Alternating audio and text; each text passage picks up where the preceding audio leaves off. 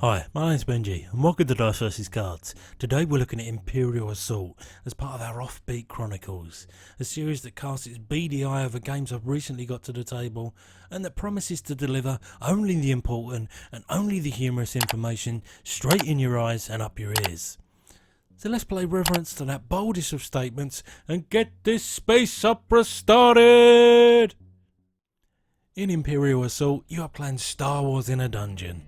A little bit different from the usual setting for a visit to Disneyland. But if we turned our noses up at unusual all the time, then where would we be? 10 steps backwards is where.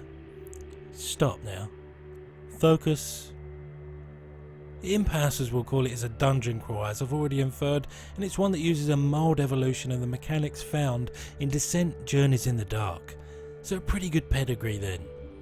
But how does the game actually work, you ask?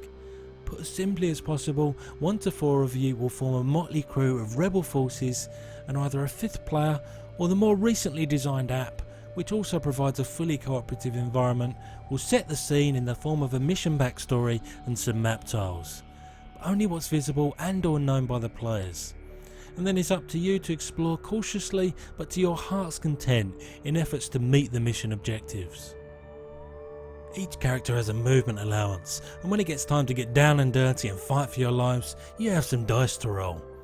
The amount of attacking dice you get will depend on your capabilities and gear, but the trick is to get more successes than your opponent's roll on their defense dice. There are also ways to manipulate and convert your results to suit the occasion, just for some flavour. Then both sides will probably rinse and repeat this process over alternating turns until there's only one side left standing. I must admit I found the idea of a sci-fi themed dun crawl a little off-putting. The two just didn't seem to be as appealing to me as some swords and sorcery action. But it's Star Wars and it's Fantasy Flight Games, so we put our glass half full hat on and get cracking. And you know what? I'll begrudgingly admit that it charmed me from the get-go.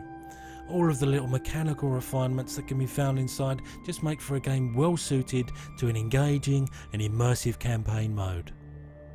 There's obviously a rich amount of source material to mine from here, and that means that the cast of characters and the rank and file all bring something different to the party. There's also a healthy sense of progression available with your chosen avatar if you opt for the story mode, with all of the upgrades and gear you gain access to feeling rewarding but suitably incremental. How this differs from its predecessor is that it has 2 game modes. The first is the one we've predominantly talked about so far, but the second is a quite welcome addition in the form of a skirmish mode, when the mechanics and objectives are adapted to allow for 1v1 or team versus team combat. And whilst it's not my preferred way to play, it certainly does bring a great deal of value to the core box and is a well conceived and executed system. FFG took all of this promise from the core box and poured a bunch of time and effort into further content, with both big and small box expansions released at regular intervals for the best part of 4 years. Meaning that as long as you can get hold of these releases, then there's some endless replayability that you can tap into here.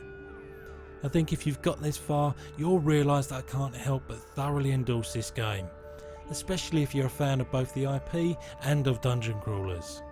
But I've also managed to get this far without mentioning the miniatures, and thankfully, and as I'm sure you can appreciate from the pictures on screen, they are tip top, especially for a board game.